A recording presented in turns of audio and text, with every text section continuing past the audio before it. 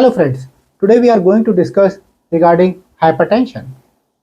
Hypertension is a chronic persistent elevation of systemic arterial blood pressure more than 140 by 90 mmHg on repeated measurements, which may lead to progressive and organ damage.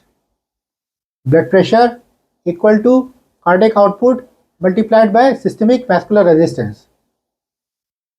So, hypertension develops whenever there is increase in cardiac output, which can be due to heart overactivity or volume overload, or it can be due to increase in systemic vascular resistance, which can result due to vasoconstriction or stiff blood vessels, or both.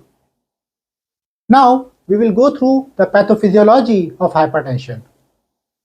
Hypertension is a disorder of pressure regulation involving vessels, kidneys, hormones. Now we will go through the mechanisms. Number 1, sympathetic nervous system activation. So, in a patient with stress, obesity, sleep apnea, there can be sympathetic nervous system activation which will lead to increase in heart rate, renin release, and increased systemic vascular resistance, which causes sustained elevation of blood pressure. Number 2, increased systemic vascular resistance. Now this is an essential hallmark of systemic hypertension. There is vasoconstriction, loss of arterious elasticity, and thickening of blood vessels, which is called as vascular remodeling. Then number 3, kidney mechanism, salt and volume overload. So the kidney normally excretes excess salt and water, thereby maintaining plasma volume. However, in hypertension, there is excess sodium retention, which causes increase in plasma volume and which increases cardiac output. So there is a vicious cycle. So volume overload leads to high pressure state, which causes further kidney damage, and it causes further sodium retention and permanent hypertension. Then number 3, endothelial dysfunction. So in a patient with hypertension, endothelium that usually secretes nitric oxide, which is a which causes vasodilatation.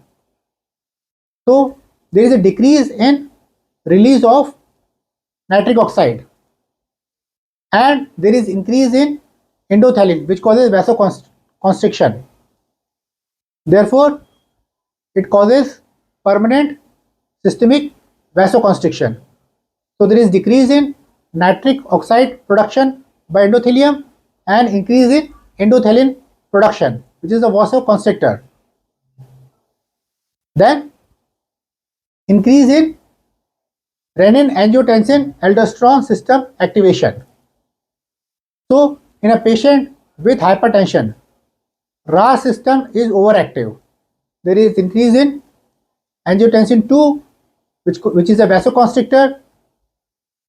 It causes release of aldosterone, which may cause sodium and water retention, thereby increasing blood pressure.